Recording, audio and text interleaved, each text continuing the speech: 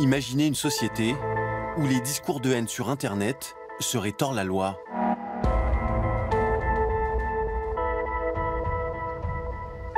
Où les propos malveillants seraient supprimés des réseaux sociaux par les plateformes elles-mêmes.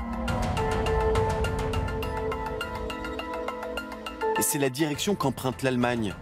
Depuis janvier, une loi condamne les messages haineux. Ce qui met la pression à Facebook, c'est la somme d'argent que eux et d'autres médias sociaux devraient avoir à payer. Ils risquent de grosses amendes, jusqu'à 40 millions d'euros. Une démarche louable qui comporte aussi des effets pervers. Notre inquiétude, c'est qu'ils effacent des publications qui ne sont pas censées l'être. Pour lutter contre les discours de haine, les Allemands sont-ils prêts à sacrifier leur liberté d'expression? Le Tube a enquêté.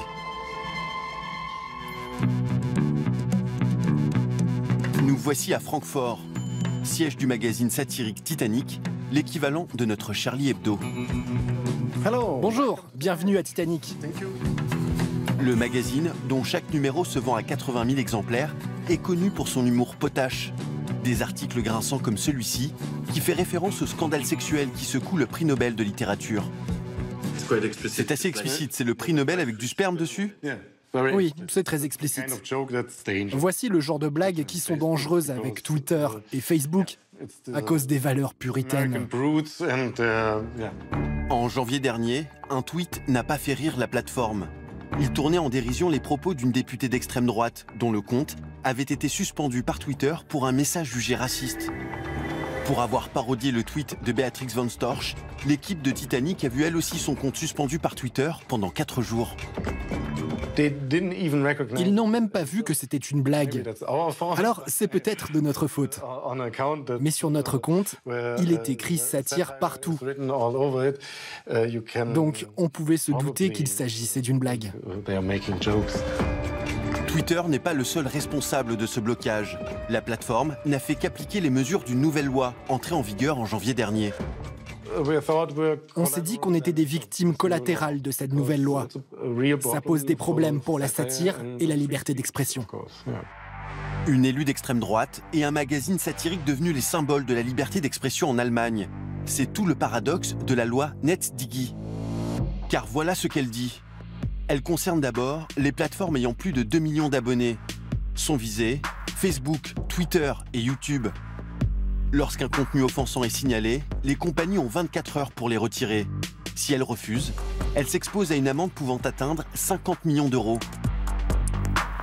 Pour Stefan Neumann, directeur du think tank pour une nouvelle responsabilité, cette loi était nécessaire pour endiguer les discours de haine dans un pays où cette question est particulièrement sensible. On a eu l'Holocauste en Allemagne. On a poursuivi des minorités ethniques parce qu'elles étaient juives. Donc on a eu en Allemagne le sentiment que le langage pouvait mener à la violence. Cela a conduit à adopter des lois très strictes en matière de liberté d'expression. Donc quand il est devenu possible à chacun de publier son opinion sur les réseaux sociaux, on a vu que les utilisateurs franchissaient ces limites. Et la question est de savoir comment la société gère ça. En Allemagne, le réseau social qui concentre toutes les critiques, c'est Facebook. Notamment pour le rôle joué par la plateforme lors de la crise des réfugiés, relayant messages racistes et théories complotistes de l'extrême droite. Facebook a tardé à réagir. Pour Till Kraus, co-auteur d'une enquête avec Hans Grassegger, la plateforme a toujours cultivé le secret sur sa politique de modération. Les compagnies comme Facebook doivent être plus transparentes.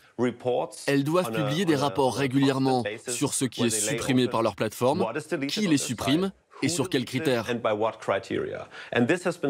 Une information gardée secrète auparavant, qui reste obscure, mais ils ont l'obligation d'être davantage transparents.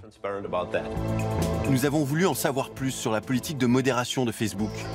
Sollicité à plusieurs reprises, la compagnie n'a jamais daigné nous répondre. Alors, nous nous sommes rendus sur place. En Allemagne, le réseau social a confié sa modération à un sous-traitant. Son nom, Arvato. Dans les environs de Berlin, c'est dans ce bâtiment à la surveillance renforcée que 750 employés décident si les publications doivent être ou non supprimées. À l'extérieur du centre, des salariés font une pause. Nous les abordons discrètement. Bonjour, je suis journaliste français. Je fais un reportage sur Arvato. On ne peut rien dire, on ne peut divulguer aucune information. On ne veut pas être malpoli, mais on ne peut pas vous parler. Désolé. Ok, je comprends. Même le nombre de nationalités différentes, vous pouvez pas me le dire? On ne peut partager aucune information avec vous. Nous sommes désolés. D'accord. Merci, bonne journée. Très vite, notre présence est signalée. Un chargé de communication vient à notre rencontre. Il veut savoir qui nous sommes et pour qui nous travaillons. Impossible pour nous de savoir ce qu'il se passe derrière ces murs. Si vous nous parlez, Facebook sera en colère? Ce n'est pas une question d'être en colère ou pas. Nous fournissons un service et ce sont eux qui décident à la fin. Une politique de modération opaque sur laquelle Facebook refuse de s'expliquer. Et la loi Netsdigi n'a rien changé à cet égard. Comme nous l'explique Mathias Spielkamp, directeur de l'association Algorithm Watch. Nous nous plaignons que ces plateformes soient trop puissantes.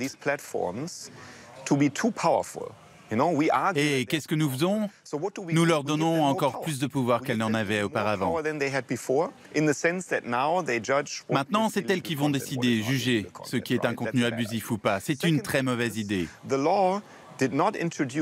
Deuxièmement, la loi n'introduit pas de nouvelles mesures pour condamner les auteurs de contenus illégaux. Depuis le début de l'année, combien de contenus ont été supprimés par les plateformes? Quelles ont été les compagnies condamnées? Ces questions, nous sommes allés les poser à Eva Werner, de l'Association des journalistes allemands. Pour être honnête, nous n'avons pas la moindre idée de l'efficacité de cette loi. On n'en entend plus parler. Il y a eu un gros tollé au début, et puis ça s'est estompé. Les gens sont occupés et ne s'intéressent plus à la loi Netsdigi. En milieu d'année, nous disposerons des premiers rapports. Nous verrons alors quelles sont les données transmises au gouvernement. Nous allons les lire attentivement et ensuite nous informerons le gouvernement sur les modifications à apporter dans le futur. La loi prévoit que les compagnies de médias sociaux remettent un rapport sur les contenus supprimés par leur plateforme. Il est attendu pour fin juin. Décriée, la loi Netsdigi aura au moins le mérite de forcer les réseaux sociaux à rendre des comptes.